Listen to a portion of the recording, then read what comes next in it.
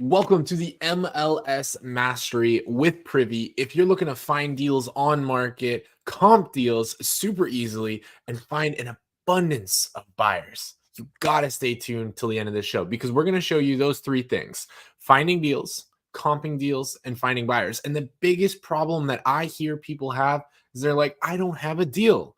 And we're going to show you how to find that deal. And then the second biggest problem that I hear people is I don't know how to offer on that deal. Well, we're going to help you with that. We're going to show you how you can easily comp properties. And then the third problem that I hear people have is I can't find a buyer. Well, don't worry. We're going to show you where you can find a buyer throughout all of America. So thank you so much, Benson. Benson is one of the owners and co-founders of Privy. You were a co-founder, right? Did you come in at the very, very beginning or a little bit into it? It's kind of mixed, actually, because I was there at the very beginning and then left and then came back. But when I was there at the beginning, I had the ability to make a financial investment.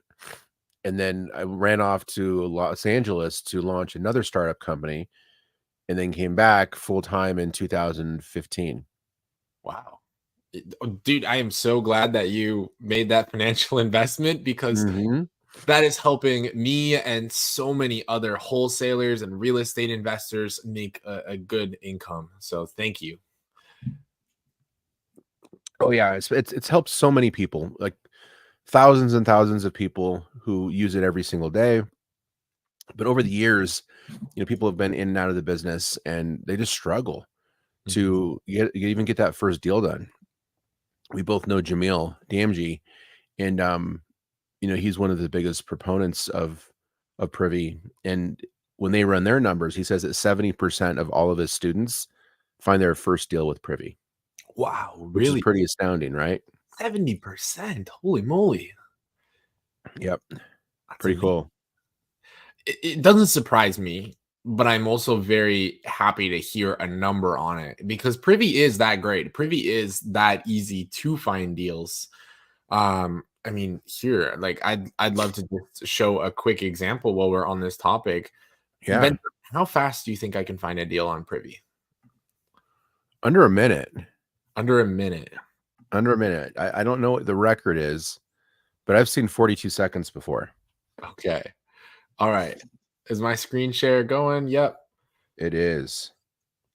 All right. So can you put on a stopwatch and we're going to time how fast I can find a deal? Ready when you are. Okay. Can you count me down? 5, 4, 3, 2, 1, go. So I just typed in the city and then I'm going to click on fix and flip. And then I'm going to click on find similar active deals. And now I'm going to click on the grid and I want to look for visually distressed properties. So this one here, it looks visually distressed, but I'm going to skip it because there's not multiple photos. So I'm going to move on to the next one. This one looks visually distressed, but there's not multiple photos. So I'm going to skip it. Ooh, here we go. This one. Okay, stop the timer. Perfect. Just like that, we already found a value add property, something that's distressed, something that we can add some value to. It could definitely use a pressure washing, mangled front yard, very dirty property, very dated here. As you can see, there's like old brick on the inside. That almost looks like plank flooring down there in the bottom left. You'll see here, I believe that's called shiplap. Definitely something that's out of style. The roof is in not good condition. You can see the fascia board is very dirty and it's looking like the roof is much older. So how long did that take, Benson, for me to find that deal? 35 seconds. 35 seconds. Is that the new record, I think? It is. It is the new record. And, I have a couple questions for you. Number one, how did you find it so quickly? And number two, why did you skip the ones that didn't have multiple photos? Because that's a common thing, especially with properties that need work. they typically don't want to go in and show you all the bad stuff with the property, with the photos, right? So that they almost intentionally avoid photos if they don't think it's nice enough. Yeah, two fantastic questions. So let's actually start with question number two first before I go over how I found the property. So question number two was, why did I skip the properties that have no photos? For example, this one here, it has no photos. Now I'm kind of testing this, but I find that when I reach out to properties that don't have photos, there's a big headache of like getting the photos. Like I'll call the agent and they'll be like, "Oh, I don't have any photos," and it's like, "Okay, well, can you get me some photos?" And they're like, "No, there's this problem." And I find it to be a headache and I just skip it. However, I could potentially be missing out on money and missing out on deals because maybe if I'm skipping it, maybe almost everybody else is skipping it, and maybe I could have gotten a really good offer accepted. So that's actually, I'm glad that you bring that up, because maybe I should actually pursue the ones without photos. Yeah.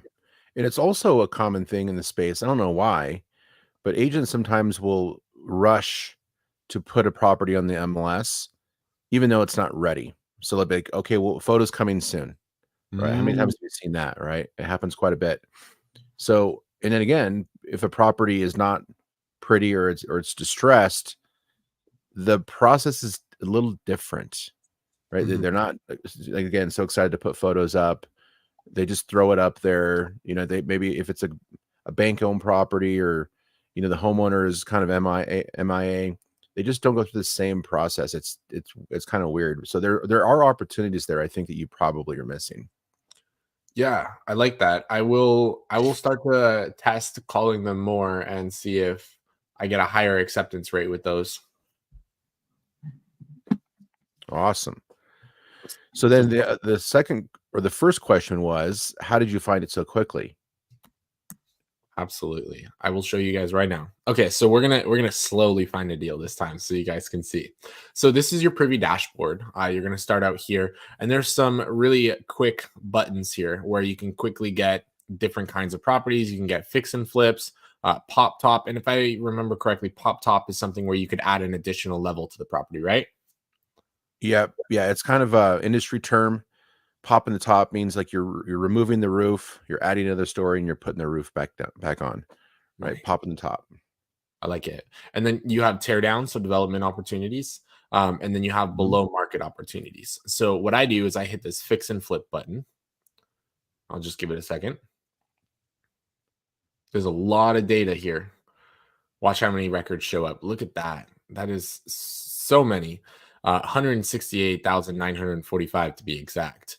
And then I'm going to click on find similar active deals. It's really simple. It's click one button, click the next button. And then I'm going to choose my market, and I'm going to zoom into my market. So here, Benson, just so people see that it's like totally random, can you pick any of the major cities in Florida? Yeah, go to Tampa. Okay, cool. So we'll zoom into Tampa. Do Actually, here I'm going to type it in: Tampa, Florida. Boom. Okay. So there's hotspots here in Tampa. Like as you can see, there's an abundance of listings over here with the really high number of 68.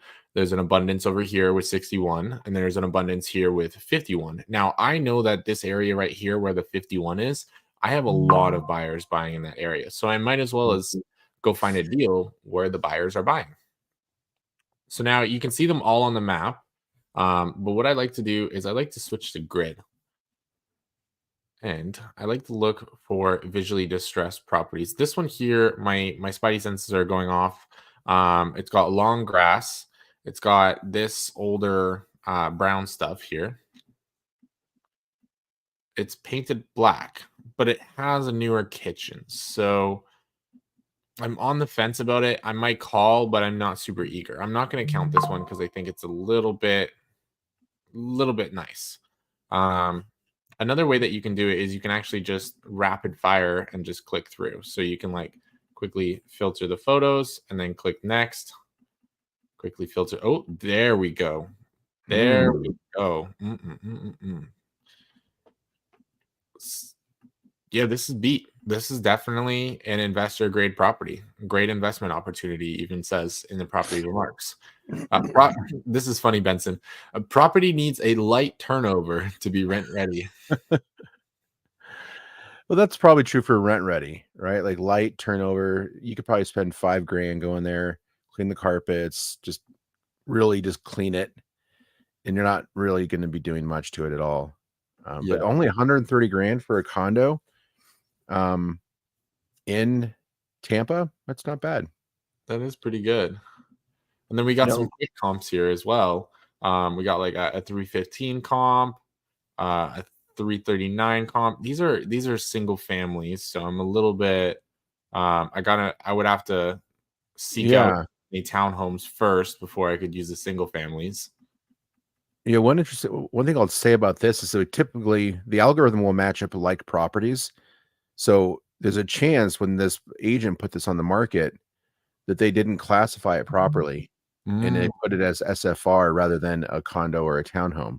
mhm. So these ones, unless I'm missing something from the photos, they probably shouldn't be matched up.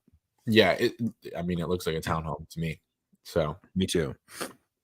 But quick. it needs some work, right? So you would just, comp it another way. Oh, totally. Yeah. And you can switch that. If you go down into the comp section, Mhm. you just scroll down and go to the settings. You can uncheck SFR and click condo Oh, look at that. and then Easy, rerun it. easy peasy. What's this 175? It's right nearby, which I like. Ooh, it's on the same strip. Um, no photos. Let's check the external listing. Oh, look at that. There are some external photos. Okay, so this is what There's some renovated room would look there. for. So yeah, we have a 175 comp here, 2 bed, 3 bath, 1,076 square feet, 1977. So it's very, very comparable. I have a feeling like this agent, I think it's an okay price, but I think it's priced a little bit aggressively. It Um, is. That's 74% of the ARV, which probably is too high to do a wholesale deal. So if the ARV is 175, what would you need to be at percentage of ARV wise for the numbers to work, do you think? so I'm gonna do the fix and flip formula here. So 175 ARV times 0.92, which factors in 8% sales costs. That's paying for realtors' commissions as well as closing costs. Brings us down to 161. Now we need to deduct the renovation costs. So this is an 1,100 square foot building. And keep in mind, we're going to take this crummy looking building here and we need to make it look like this. So when you're budgeting for your renovation costs, make sure you're budgeting for, this same quality. To achieve that kind of quality, I think we need to do $40 a square foot. So 1,100 times 40 would be 44,000 minus 44,000 brings us down to 117. Now the flippers got to make a profit on something like this. I feel like they would take 30K. So minus 30K brings us down to 87, and now I want to make a profit on this with something of this price range. I'm okay with $5,000. I would prefer $10,000, but I'm okay with a $5,000 assignment fee because it is such a low price range. And MLS deals are a little bit competitive, so I'm going to come in with a $5,000 budgeted assignment fee, and I can go retrade afterwards, which means after it's been sold, I can renegotiate and increase my profit. So I'm going to start with 5,000. Which brings us down to an offer price of 82,000 on this. Okay, so 125,000 down to 82. Mm-hmm. So $43,000 price reduction is what you're looking for on that one. Yes. It could be difficult to do, but it's not impossible. It's interesting because I watch the MLS all the time, right? I do 70% of my business right now is like MLS. So people will often put it on the market, they'll post it high, they'll get beat down a little bit over the first week to 2 weeks, and they'll realize, oh wait, this isn't really worth what we thought it was, and then they'll do a significant price reduction. So things like this, usually they'll start at like the 130 range, and then next thing you know, they'll do like a 20K price drop a week or two into it, and then it'll start to get some offers, all in the similar range to mine.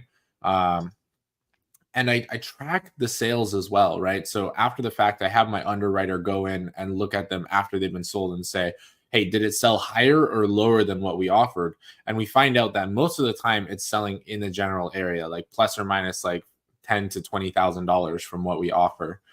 So don't be discouraged when you see something on the MLS that is priced high, because most of the time they don't sell for that, unless if they end up going to a conventional buyer with, and if they're going to a conventional buyer, you're probably offering on something that isn't the best to offer on. Right. So a lot of people out there do LOIs, Mhm. letters of interest, right? To avoid having to put together a full offer. Is that the same approach that you use, or do you just put in a full offer, or do you just like throw a price by the agent and say, hey, is this even worth submitting? Yeah, great question. So I created an automatic offer sender where my CRM will automatically send a letter of intent with my offer terms. So property address, purchase price, cash, earnest money, inspection period, close of escrow, any additional terms, as well as the title company, all in an email.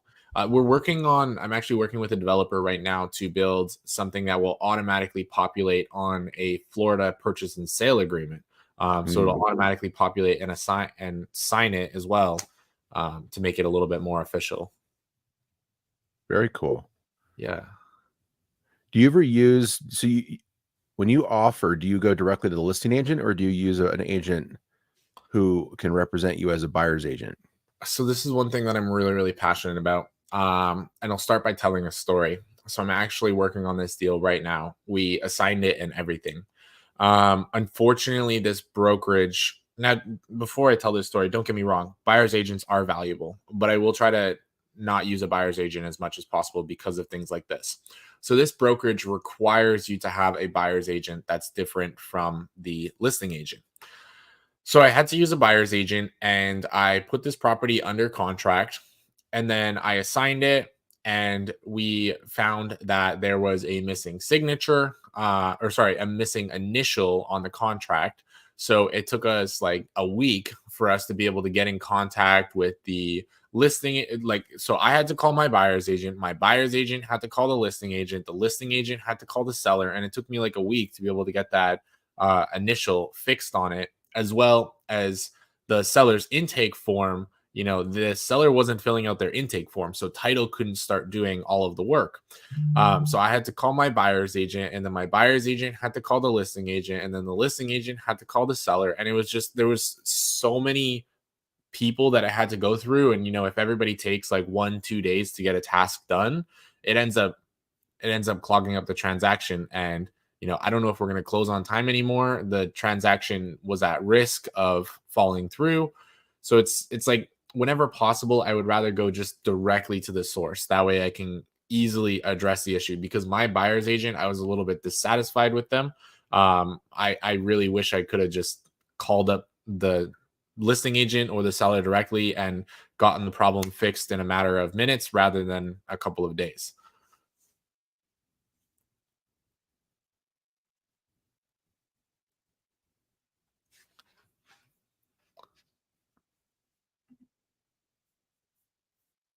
Oh, is Benson, you there? I'm losing you, buddy. Okay. Yeah, I am. You like faded out for a second. Gotcha. Do you Yeah. still have So me? I still have you. Yeah. Did you catch that? Yeah, I did. I just part of it though, but in my mind, that's just a bad buyer's agent. That's not in my mind, a good reason to not use buyer's agents, Mhm. because I'm in a transaction right now with an agent, and they're a godsend. Like, they're handling all the stuff that I don't want to deal with. It's like having Mm. somebody on your team who's like a TC coordinating all of the stuff that you just don't want to deal with. Um, Most of the time, people don't want to include agents because there's another commission that has to be accounted for, and that can, you know, mess with the numbers on, what net profits are for everybody. But as far as like them getting in the way, I've never experienced that. Like for me, they're always a benefit because they can handle all the talks with the other agent. I don't have to worry about it. It's just a quick text like, "Hey, I want a $10,000 price reduction." And Mhm. that's it. And all I do is I just sign, right? Or write up an amendment to extend the closing date from the 17th to the 24th. I had to do that a couple days ago. And I didn't have to do anything else. So Mhm. for me, a good buyer's agent is worth their weight in gold because they just handle everything. And I think that they earn their commission if you find the right buyer's agent. Yours, it just sounds like was incompetent or lazy. Yeah, I really like that. I wish I would have. For some reason, I just haven't been getting too lucky, and most of the time, it's like in-house agents. So I feel as though I still I feel like when I go to call my buyer's agent when it's an in-house agent, they're not like 100% on my side. So I have that like discomfort level, but I agree, it could just be a crummy agent. Yeah, like I've had the same buyer's agent in St. Louis for 2 years. So once I Mhm. find a good one, I just use her for everything and she handles Mm, it all. So a buyer's agent is one thing too that you can control. So you don't have to go from one to the next, but once you find your good one and you guys vibe, there's good communication and they've proven to be an asset, then hold on to them because they're it's once they're on your team, I promise you it makes a difference. I like that. I'm glad you mentioned that because I was starting to paint an image or create a cognitive bias in my brain against using a buyer's agent. So I'm going to be more flexible on that and not develop such a hard opinion. Yeah, well, every opinion's valid. That this is just my experience and my opinion, but Hmm. everybody's different, right? There are people out there who have similar or much better experience than me who don't like to use buyer's agents. It is more of a preference as well. Like some people like to be in control and do everything. They're a lot of A type personalities in this business, and a lot of people who are just like to do things a certain way, and more power to them. There's nothing wrong with that approach. Absolutely. Well, I value everybody's opinion. And Benson, on a little bit of a tangent here, I think it's so valuable as an entrepreneur to be able to see other people's opinion and to be able to recognize when you're starting to develop a little bit too hard of an opinion. I think being flexible in our opinions and being open to potentially doing something wrong and then, hearing somebody else's opinion and refining and trying differently. I think that's where the money is made. Oh yeah, 100%. I mean, that's why we're so good as entrepreneurs is we can think outside the box, right? So Mhm. thinking outside the box almost literally describes having that variable opinion and approach, right? You're not so dogmented in a specific way of doing things that you pigeonhole yourself into like one type of solution, one approach, right? We're always problem solving. And this is one of those spaces where like if you're not good at problem solving, you're going to have a lot of trouble because it's a new problem every day. Yeah, I was telling this story a couple days ago. I've got this transaction I'm closing next week.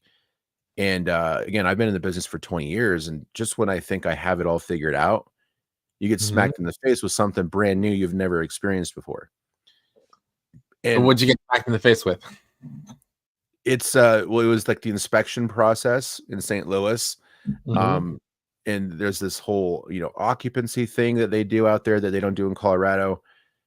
And so like every market's different, rules change. There's standard operating procedures within certain markets that are different than others. And so like you're always learning something new. So you have to be be able to think on your toes and you want good advisors. That's why this agent has been so good for me is like helping me navigate all of the stuff that I'm not privy to, Mm. unintended. Um so yeah, that's one of the things you're never going to know it all in this business and just expect the unexpected because it's going to happen. Mhm. I like that. Hey guys, I wanna encourage y'all to put your questions in the chat. We got the man here. We got Benson. So if you have any Privy questions or any questions in general, please pop them in the side chat. Let's get some engagement going back and forth. Love to chat it up with you. If you ever wanted to have a conversation with Benson, now's your opportunity. What do you think about this? Maybe we pop the StreamYard link into the comment section. Maybe some people want to come up and ask Privy questions.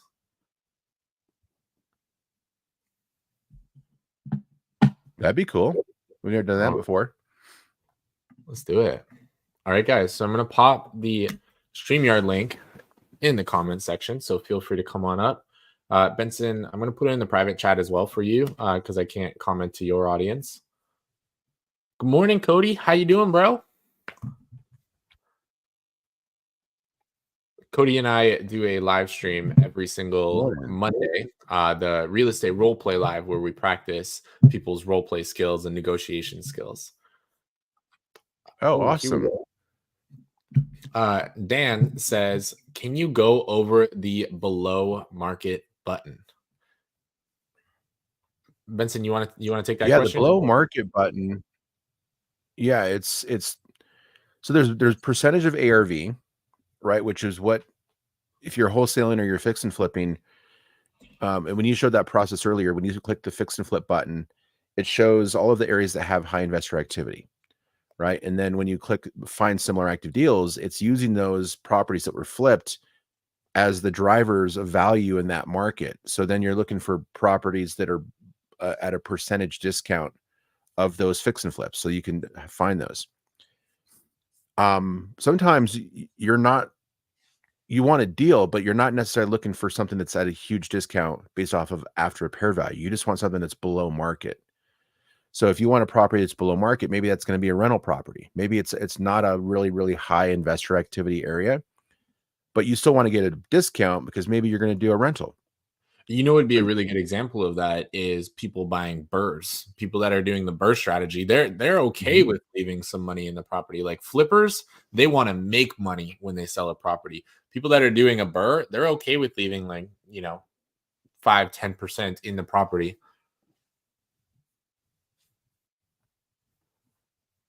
%. It's a really good example. But BRRRRs actually work a little bit better in high investor activity areas because you are still trying to buy it at a percentage of ARV. You're just not going to sell it after the renovation's complete. You're just going to keep it as a rental. So, the below market button is more about not so worried about realizing your gains right now. You don't need a huge discount. Maybe the property is going to be a rental. It could be a BRRRR, but you're really not, focused on, okay, I need to get the percentage of ARV really, really low. I just need something that's a little bit below market based off of the comps. And maybe some of the comps are even unrenovated. Awesome. Good description. Yeah, Thank good you. question. Who else has a question for us? Let's see here. We got Chris here says, love this. I've been making MLS offers, but still haven't gone all in. I guess state regulations are making me nervous and holding me back. And he follows it up with, tough mindset for me to get out of at the moment. I could be making a lot of offers. A lot more offers. I could be making a lot more. Yeah. Bro, what state are you in, Chris? That would be helpful to know. So are you in a state, or are you operating in a state where they have rules against wholesaling?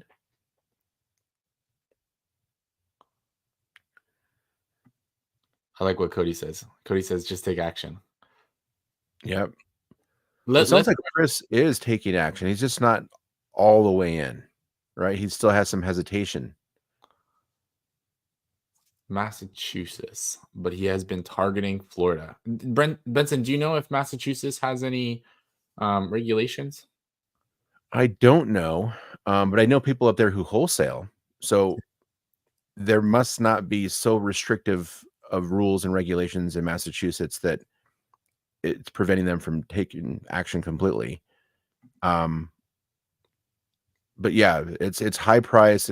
Massachusetts does not have a lot of investor activity. So it might just be the nature of the market he's talking about. No regulations up here is what he says. So, and then there aren't any regulations in Florida either. So there's two markets there that he could certainly just go all in, but it is a low investor activity area in MA.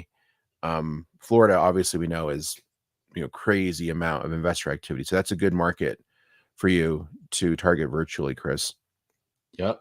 And if you're in Florida, you got me. I can help you with underwriting, EMD funding, contract support, boots on the ground, dispo, the whole 9 yards. So you're very well connected with power players in Florida. But I will say also, Florida is competitive. Like every single market has its ups and downs, right? You can have a market with, limited wholesalers in it and limited inventory. So it's going to be a little bit less competitive, but there's going to be less opportunities. Or you can have Florida where, there's plenty of opportunities, but there's also a lot of fish in the pond. There's a lot of wholesalers. So it's kind of like weighing the pros and cons. In my opinion, I think, let's use an example. Let's paint an analogy. Would you rather start a Walmart in the desert, or would you rather start a Walmart on New York Street where you're going to compete with all the other stores, right? I'd rather start it in the heart of New York where I'm going to compete because there's a large market versus starting it in the middle of nowhere where it's going to be hard for me to find business at all, but there's going to be less competition. Yeah, that's true.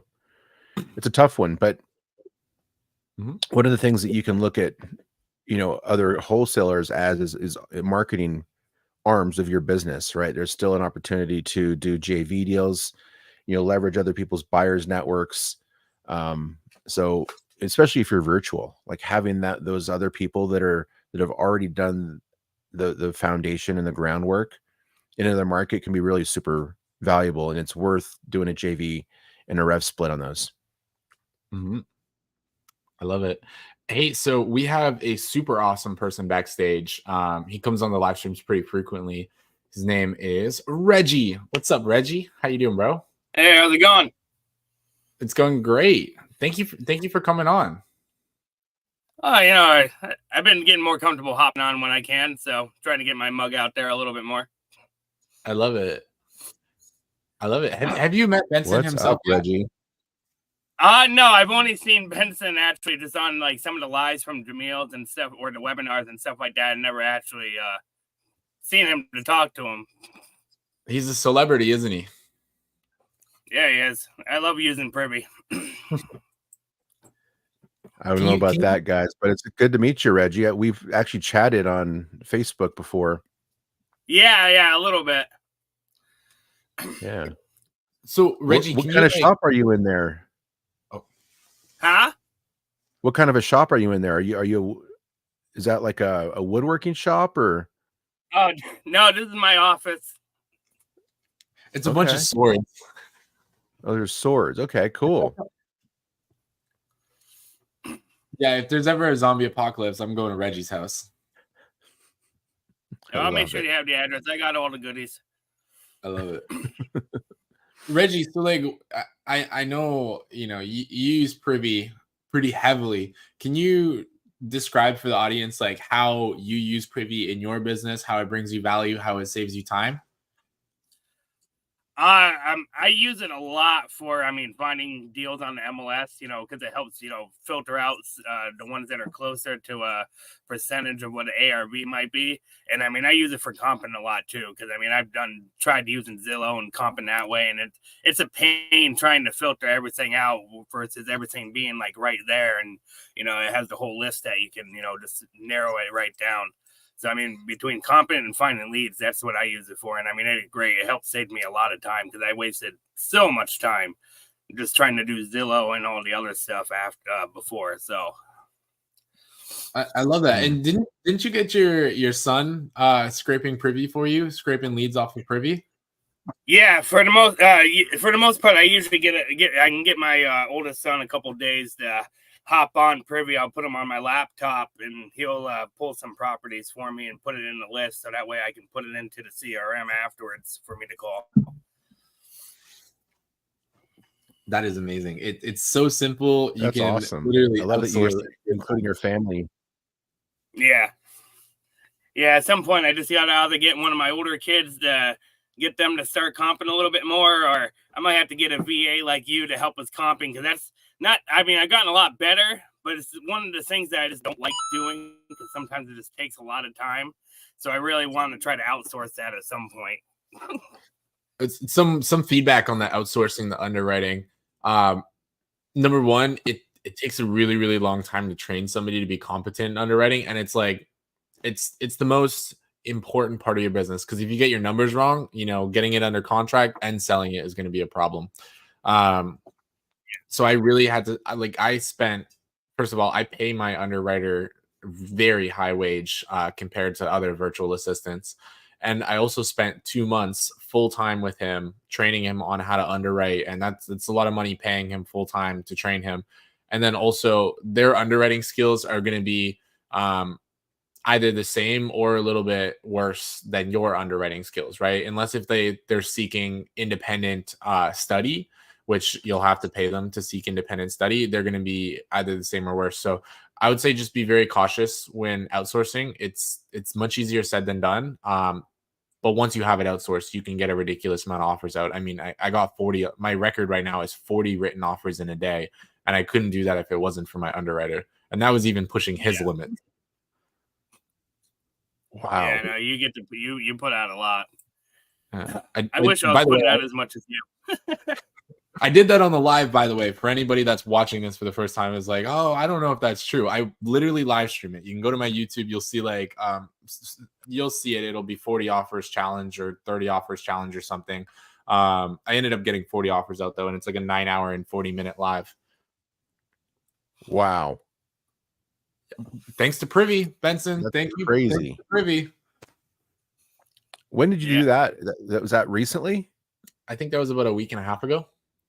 Dang. That's impressive. So do you have any metrics on those yet? Like how many of those are going to turn into contracts?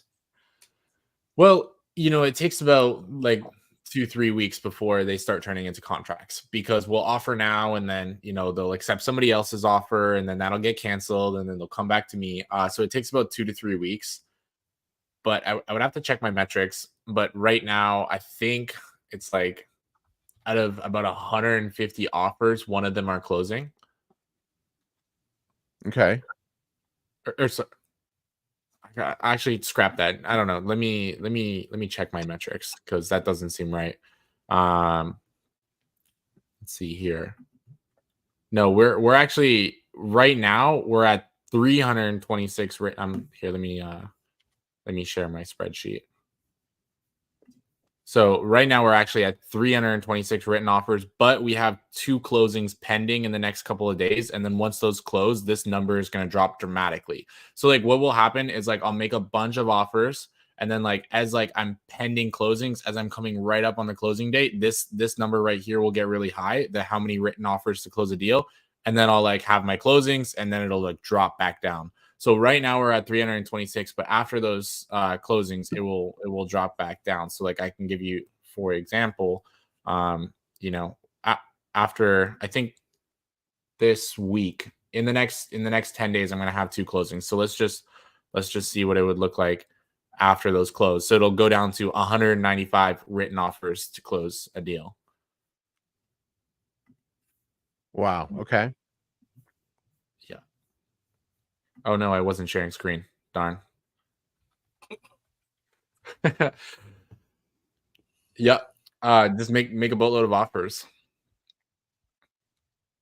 But yeah, Reggie, thank you for coming back here. Well, we have you here. Do you have any questions or any Privy stuff that you wanna? Yeah, I do have one, because I was thinking about it, because I never really used them too much, and I wanted to see if I can use the filters and maybe help out with some stuff. How can I utilize I know there's filters for the zombie properties or the foreclosures or pre-foreclosures like those. How can I use those to maybe help get some more leads or to help filter some stuff? Because I'm trying to find ways to generate more leads than just the normal looking on the thing, but I never really used those filters, so I just don't know how to go about it. Yeah, those are at the very bottom of the filter there. Nathan's showing us right now. So those are just adding in other layers of motivation. And then if you choose any of these options here, you can either look at the top of the MLS status, either on market or off market. So if you look for, say, active foreclosures, that it's somebody who's in foreclosure who put their house on the MLS. If you do foreclosures and you do sold, then that means that those properties are currently off market. But if someone's in foreclosure, they're in a distressed situation. So they have a timeline. Typically, they have to do something with that house, either cure the foreclosure or they have to go and sell it. Or it's going to go back to the bank. So why not look for people who are actively putting their house on the MLS with a price, who said they want to sell, but they're also in a distressed situation. So there's different ways of looking at it. You can either look for stuff that's off market or on market. So one of the ones that I like is active absentee owners. Those are great because those are people who are landlords who have their house on the market. They're selling it and they have no emotional attachment to that house. They're not going to care if you submit a lowball offer because they're all about the numbers. So that's one of my favorite ones is absentee owner active. Okay. That is cool. Let's take a look at what some of them look like. Whoa, I'm zooming too fast.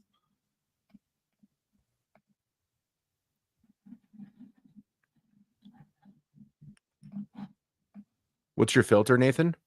Absent, active. Here, let me show you. So, active, single family, absentee owner. Got it. Past 6 months. Got it. So here we go. I mean, look at this one. We can already see some distress in it. Well, it's really just dated, but that's a great opportunity right there.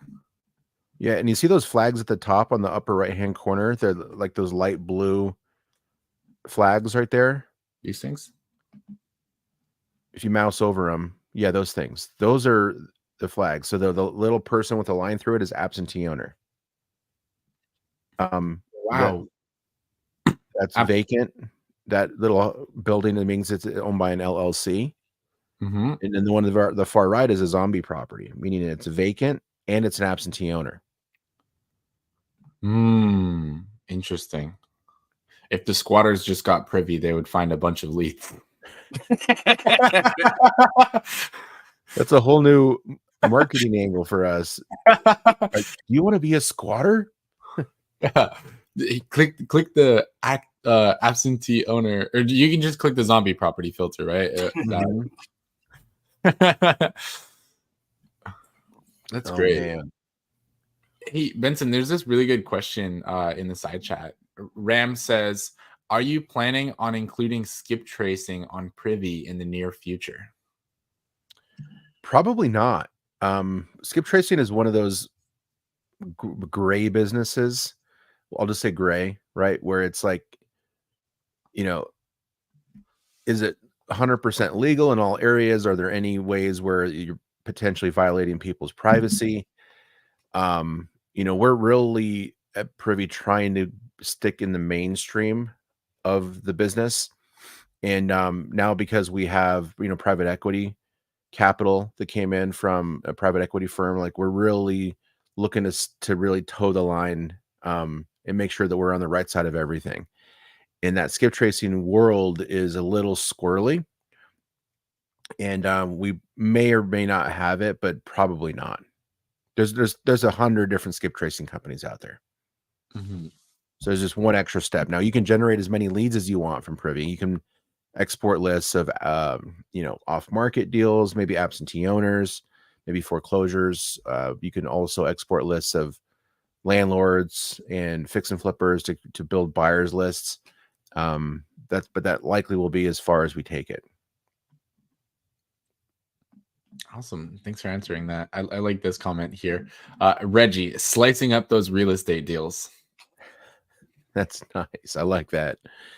Hey, that's better than a few weeks ago on Wholesale Hotline when they're like, "Hey, were you the one that cut the head off of the guy that was in the freezer on a house that Jerry Norton bought?" Whoa! What happened? There was a whole thing because months ago there was a house that Jerry Norton bought, and I guess they actually found a severed head in the freezer. when somebody was walking it, and now it turned into like a whole thing. And they Pace and somebody else made a crack and be like, "Hey, were you the one that?" You'd be like, "No, that wasn't my state." Oh my gosh. Wild. I didn't hear about that. That is crazy. That should be on the news. Yeah, I forgot where it was. I think it was close to where they Minnesota or something, maybe, where Jerry Norton buys a lot of stuff. I think it was something up there. I don't remember when, but I remember it was like 5-6 months ago or something like that happened. Wow. Wow. Well, I hope you guys are excited to become real estate investors. Yeah.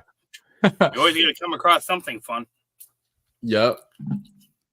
Awesome. Well, Reggie, thank you so much for coming backstage. Thank you for asking your questions. That was great questions. Thank you for sharing your experience with Privy. I think you set a really good example, right? You're getting going in your real estate business and you're buying these tools to optimize yourself because your time is valuable, right? You don't want to spend a bunch of your time, doing menial going on Zillow and struggling to find opportunities to be able to offer on. You want to be optimized with that. You want to be able to find an opportunity very rapidly and make an offer on it so that you can make your money. So thank you so much for coming and sharing your experience. Oh yeah, no problem. Yeah, I love to Thanks, talk for Reggie. the best thing I could have bought.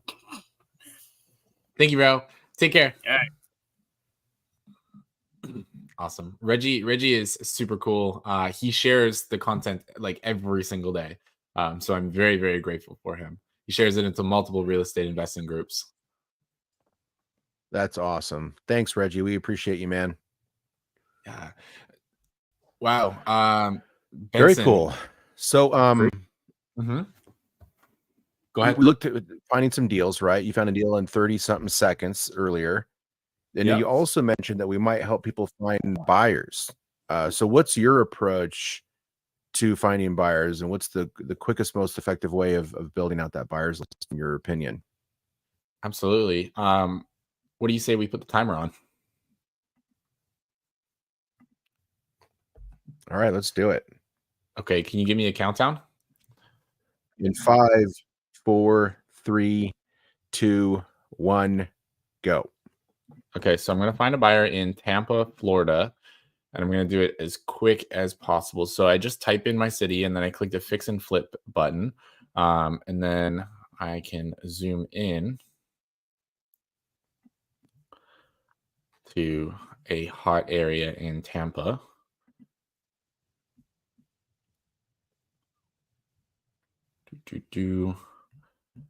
I want to see a bit more properties than that. Okay, cool. Awesome. So let's look at this. This looks like it's fully renovated, and I saw blue stuff on the stove, which means it's a new stove. I'm going to click on property history. This one, buyer A4 LLC. Yep. Okay. Stop the timer. So this one here, let's go over the deal quickly. So this one here, it's a fix and flip property, and there's a bunch of signs that you can tell. I mean, obviously it's all modern, but a big one here is new appliances. As you can see, if you see that blue film on your stainless steel appliances, it most likely has been fix and flipped. Now, there's a couple of cool things. You can see the before. I mean, just look at that. That is really crummy before, and it's really beautiful after. And they purchased it on January 29th, and then they sold it on July 15th. So definitely a big renovation. They purchased it for $265,000, and they sold it for $457,000. So 58% of ARV. Now, this property needed a decent amount of work, I'm sure, just based on the exterior of the property. And then if you scroll down, you can get their contact information, or sorry, you can figure out who purchased the property. So right here, you'll see in January, it was purchased by this company. Now, sometimes the records might not be updated, but we know that it just sold, and it just sold around for $457,000. But it was purchased by this buyer, AC40 LLC, in January. So we know that AC40 LLC is the flipper. Now, do you guys want the contact information for that flipper? I can get it for you. Okay, so you had open corporates. Yep. Open corporates, search them up. And then you'll see here Austin Cummings, AC, Austin Cummings. And then I have an address here. So I'm going to grab the address, copy. And then I'm going to go to another website called True People Search. And I'm going to do an address search. And I'm looking for Austin Cummings. Austin S. Cummings. And here we go. Wireless phone number. 407-242-8891. Now, YouTube, by the way, YouTube, if the YouTube mods come around, this is public information. So chill. Don't take it down. It's a real thing. Yeah. Yeah. Every now and then they try to be like, yo, why are you putting this information? I'm like, bro, we Googled it.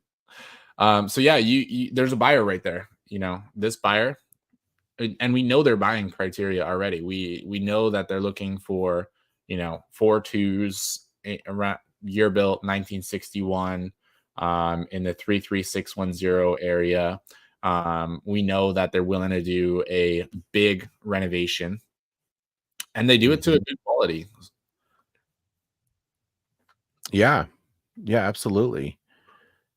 Oh, so how long did that take? Oh, it was 49 seconds. 49 seconds. Now, by the way, you found way more than that in that 49-second time period. This is just the one that you clicked to look at. But there was hundreds of buyers that popped up with that search that you did in Tampa, and you can export all of those. So there's 72 just right there in that view. But if you back out and you look at all of Tampa, as soon as that resets,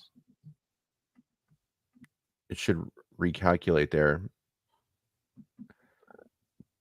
547, and that is for 12 months. I feel like Past 12 months.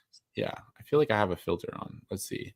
Single family, active, attached, condo, multifamily. Run search. 589. Yeah, I mean, that's still pretty good for just the Tampa area. Wait till we get to the metropolitan area.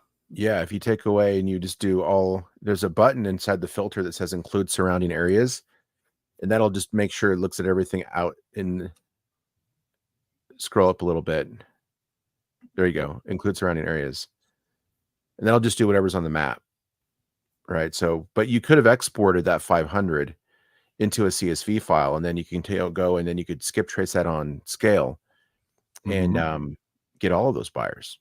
Benson, look at this. This is crazy. 2,532 buyers. That is insane. And those are just fix and flip buyers. There's probably 10 times that many landlord buyers in that same market. Yeah. I love that. Hey, we got a couple of questions here. And then Robert, I see you backstage, so I'm going to pull you up right at the end for a quick question. So Dan says, any updates / insights on the Omni marketplace for finding buyers? Yeah. So if anybody is not familiar, I have a marketplace called the Omni Marketplace. It's a place where you can go and list wholesale properties for free. There's no fee. Like if you were using Investor Lift or one of those other platforms, there's monthly costs, and some of them there's even ongoing costs. So with the Omni Marketplace, you can just paste, you just list your properties there for free, and then the buyer pays a small fee to do that. So do you have that link, Nathan? I'm just trying to find it right now. Let's see here. I can grab it for you real quick. 1 second. 1 second here. So that again, it's free.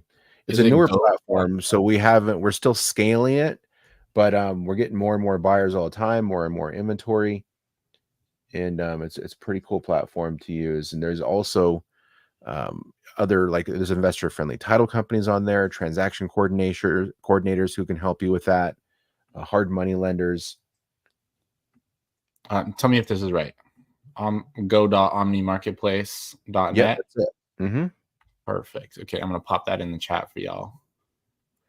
Hey, you guys, go and sign up for this. This is free.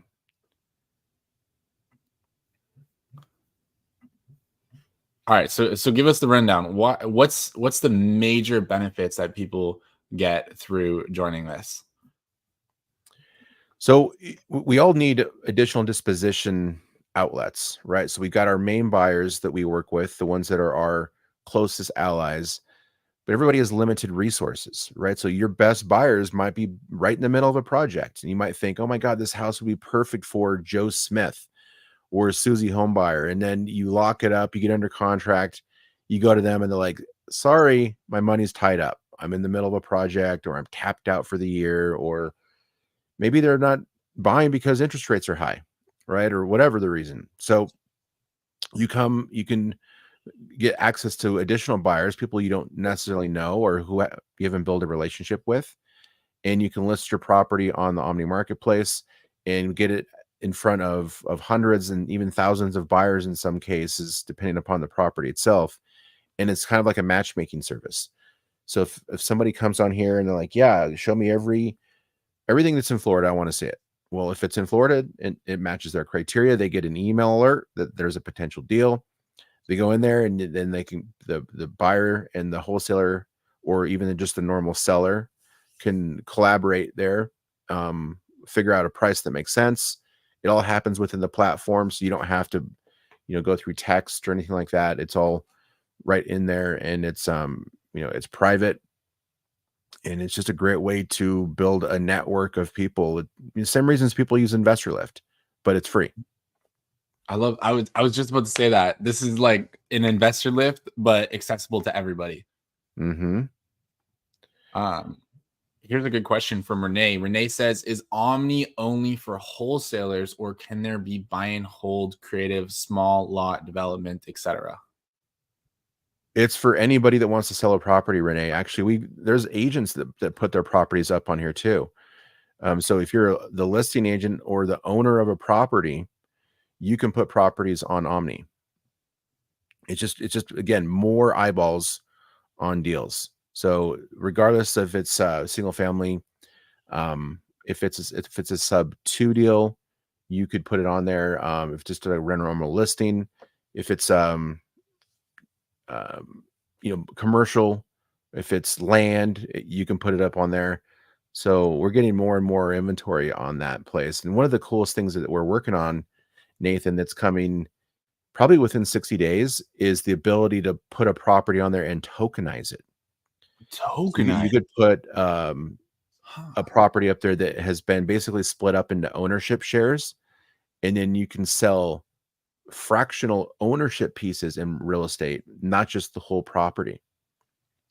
So there's more to come about that. I can't let the cat out of the bag too much on that, but blockchain, tokenization, smart contracts, all those kinds of things are happening in the background. Wow, that is going to be mind-blowing. Wow. Absolutely. So more to come on that. We'll do a live on it once we're live with that piece. It's pretty groundbreaking. I love tech, and my audience loves watching tech stuff. So yeah, I'm excited to talk about that once that comes out.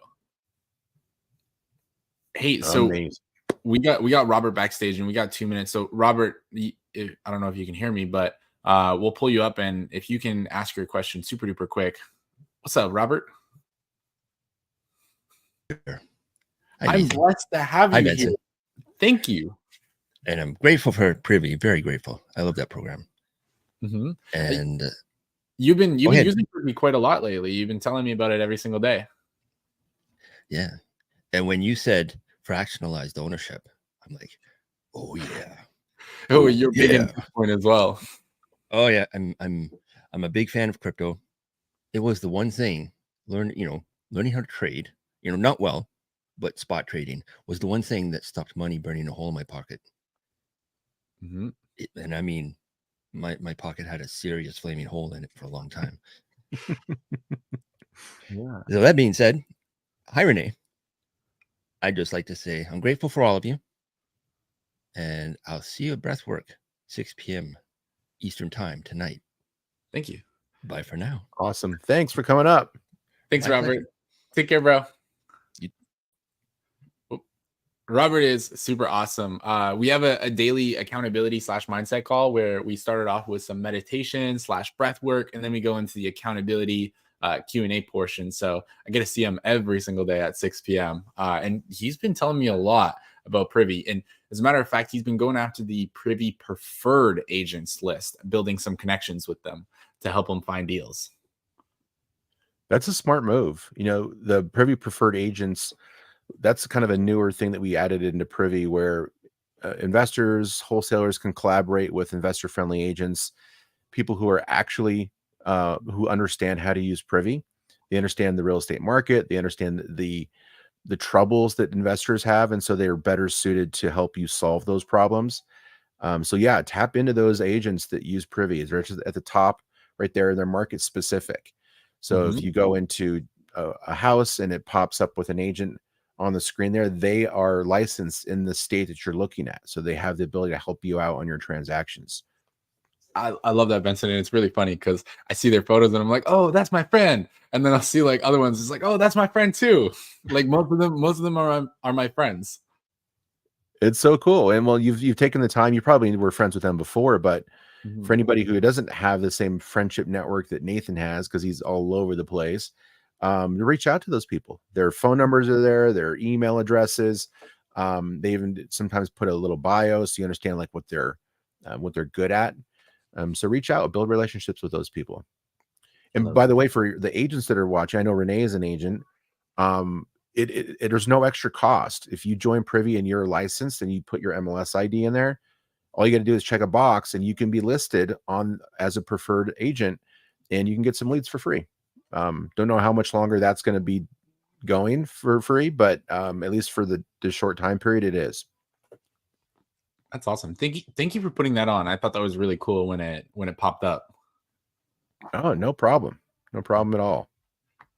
All right, guys. Well, thank you so much for hanging out with us. I think this was a fantastic show. It was such a pleasure to be able to connect with all the audience, and yeah, and thank you as well, Benson, for coming on here. Thank you for, you know, all your efforts that go into building and growing Privy and sharing it with the world, because you're truly changing a lot of lives. I know you changed my life.